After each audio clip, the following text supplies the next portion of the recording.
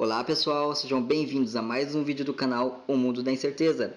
E hoje vamos falar de mais uma curiosidade do mundo quântico, a flutuação quântica de vácuo. Para começarmos, precisamos saber o que estava acontecendo no mundo da física no final da década de 1920.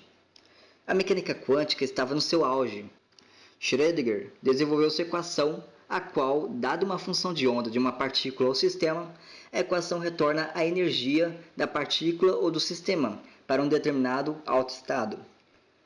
A equação era muito boa para descrever sistemas quânticos com velocidades pequenas, porém, outra teoria, desenvolvida também no começo do século XX, a relatividade restrita, falava que em velocidades próximas à da luz, há uma dilatação do tempo e da massa, e alguns outros fenômenos. A equação de Schrödinger não contemplava a relatividade restrita. Então, no fim da década de 1920, começou uma corrida pelo desenvolvimento de uma teoria quântica relativística. Em 1927, Oscar Klein e Walter Gordon propuseram sua equação, uma tentativa de unir a relatividade restrita com a mecânica quântica. Porém, sua equação possuía falhas, como na conservação de densidade de probabilidade, e foi abandonada. Um ano depois, Paul Dirac propôs sua equação, que unia perfeitamente a relatividade restrita com a mecânica quântica para o caso de partículas de spin meio, que são chamados de fermions, como os elétrons. A equação gera dois mínimos de energia, o mínimo positivo e o mínimo negativo. Como estamos tratando do caso relativístico, a energia mínima é a energia de repouso, mc². Uma coisa importante a se notar é que a massa é equivalente à energia. Se você tem energia, você pode convertê-la em massa, como ocorre nos aceleradores de partículas. O LHC realiza colisões a trilhões de elétrons-volts, e por vezes, parte dessa energia liberada poderia se transformar no bóson de Higgs, que tem algumas centenas de bilhões de elétrons-volts.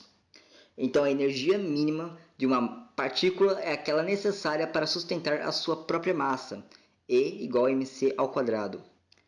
Voltando ao caso, as partículas tendem a perder energia, até atingir o estado fundamental, que é aquele de menor energia possível. Porém, nesse caso, a menor energia possível é menos infinito, o que quer dizer que as partículas perderiam energia eternamente. Porém, a equação de Dirac dá uma solução para esse problema. Todos os estados de energia negativa já estão preenchidos, e como dois férmions não podem ocupar o mesmo estado ao mesmo tempo, pelo princípio de exclusão de Pauli, isso impediria que a partícula de energia positiva perdesse energia eternamente, até menos infinito. Então, nesse caso, a energia mínima para uma partícula real seria mais mc².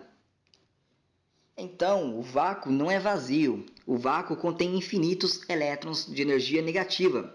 Chamamos isso de vácuo quântico. E os elétrons de energia negativa chamamos de elétrons virtuais. Porém, pode haver perturbações e esse elétron virtual receber um fóton. E quando isso acontece, ele pula para um estado de energia positiva e se torna um elétron real. No entanto, ele deixa um buraco no estado onde ele saiu. Mas esse buraco também é uma partícula, e verifica-se que essa partícula tem a mesma massa do elétron, porém carga positiva. Tal partícula foi chamada de positron e é a antipartícula do elétron. Então a equação de Dirac previu a existência das antipartículas muitos anos antes de encontrarmos uma antipartícula. Por uma simples flutuação de energia, uma partícula e uma antipartícula foram criadas do nada. Antes só existia o vácuo quântico, e do nada surgiram um elétron e um positron. E tanto a mecânica quântica quanto a relatividade permitem que a energia se transforme em massa, ou seja, partículas. Mas de onde veio essa energia? A resposta veio alguns anos depois. Heisenberg mostrou pelo seu princípio da incerteza que não se pode saber ao certo a posição de uma partícula e a sua velocidade ao mesmo tempo. Bem, se existisse um nível zero de energia, não haveria incerteza. No nível zero de energia, a velocidade é zero e sua posição seria bem definida. Então não pode haver energia zero, tem que haver uma flutuação na energia, para conservar o princípio da incerteza. Então, em níveis quânticos, a energia não se conserva em curto prazo. A isso chamamos de flutuação quântica de vácuo. A longo prazo, sabemos que a energia se conserva, mas a curtos prazos ela varia, flutua. Então, a energia extra pode surgir por flutuação e criar um par de partícula e antipartícula, que naturalmente se aniquilarão em milionésimos de segundos, liberando a energia de volta.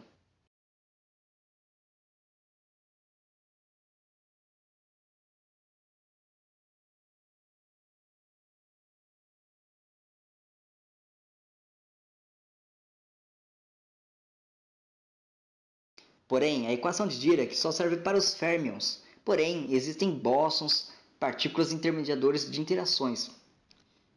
E é nesse contexto que surge a teoria quântica de campos, que vai tratar o sistema não mais como funções de onda, mas como campos. A excitação no campo gera uma partícula. A equação de Dirac é uma solução particular de uma teoria quântica de campo para o campo de Dirac, formado por elétrons e pósitrons. A teoria quântica de campos generaliza essa ideia e une de vez a mecânica quântica com a relatividade restrita. O princípio mostrado por Dirac da criação e destruição de partículas foi mostrado ser verdadeiro para as demais partículas, como os bósons e os mesons. Isso é formalizado através dos operadores de criação e aniquilação no espaço de Fock, um tipo especial de espaço de Hilbert.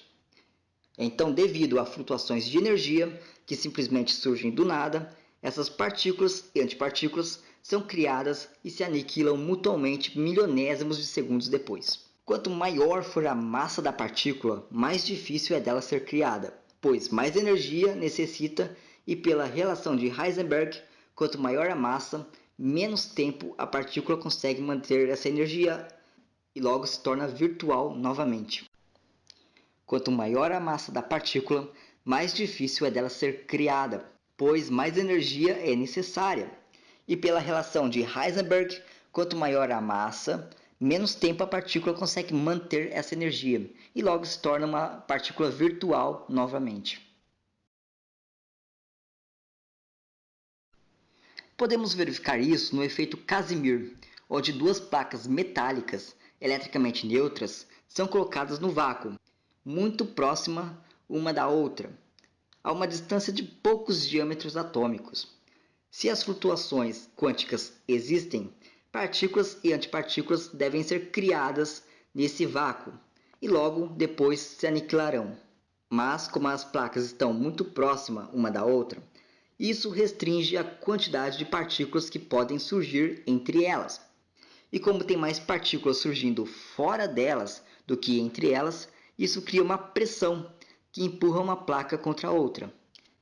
Esse efeito foi verificado experimentalmente em 1997 por Steve Lamoroux, do Laboratório Nacional de Los Alamos. Bem pessoal, vamos ficando por aqui. Se gostaram, curta o vídeo e compartilhe. E também não se esqueça de se inscrever no nosso canal.